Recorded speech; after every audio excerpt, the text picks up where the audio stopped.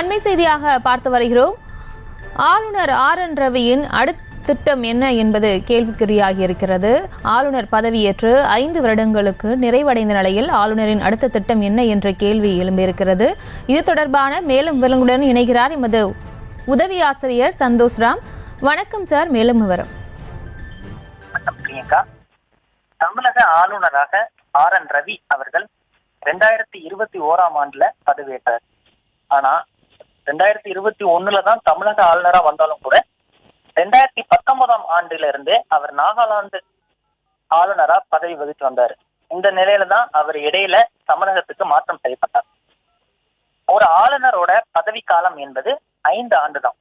அவரோட அதன்படி பார்த்தா 2019 பதவியேற்ற ஆளுநர் RN ரவி அவருடைய பதவிக்காலம் வரும் ஜூலை மாத இறுதியோட முடிவடையுது. இந்த சூழ்நிலையில கடந்த சில நாட்களுக்கு முன்னால 5 நாள் பயணமா டெல்லி போன RN ரவி அங்கு பிரதமர் நரேந்திர மோடி, மத்திய உள்துறை அமைச்சர் அமித்ஷா எல்லாரையும் பார்த்து சந்திச்சு பேசியிருக்காரு. இந்த சந்திப்பின் போது தமிழகத்துல உள்ள சட்டம் ஒழுங்கு பிரச்சனை குறித்து தான் ஆலோசித்ததா அவரே தனது எக்ஸ் பக்கத்துல அறிவிச்சாரு.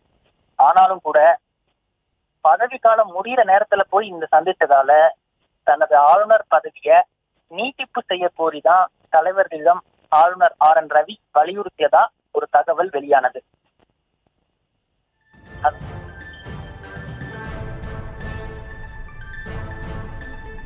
ஆளும் கட்சியான திமுகவுக்கும் அவருக்கும் தொடர்ந்து முட்டலும் மோதலுமான போக்குதான் நிலவி வருது.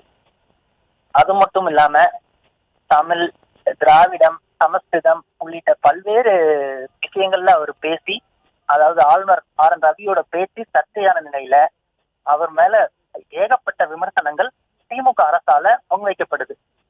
இது போன்ற பல சூழ்நிலையில அவரோட பதவிக்காலம் நீட்டிக்கப்படுமா அல்லது அவர் பதவி மாற்றம் செய்யப்படுவாரா என்பது கேள்விக்குறியாக இருக்கு. அவரோட விருப்பத்தின் பேரில் ஒருவேளை மத்திய அரசு அவருக்கு பதவி நீட்டிப்பு வழங்கினாலும் வேறு மாநிலத்திற்கு அவர் ஆளுநரா நியமிக்கப்படலாம் என்றும் சொல்லப்படுது.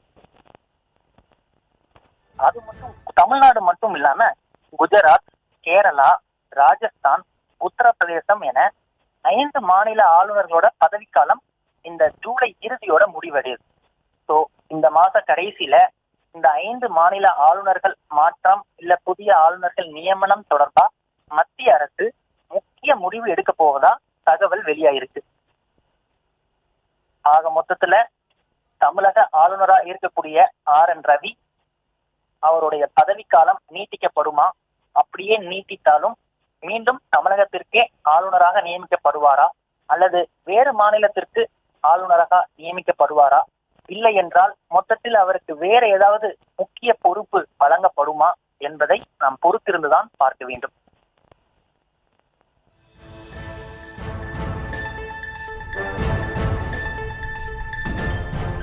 உங்களுடைய விவரங்களுக்கு நன்றி சார்.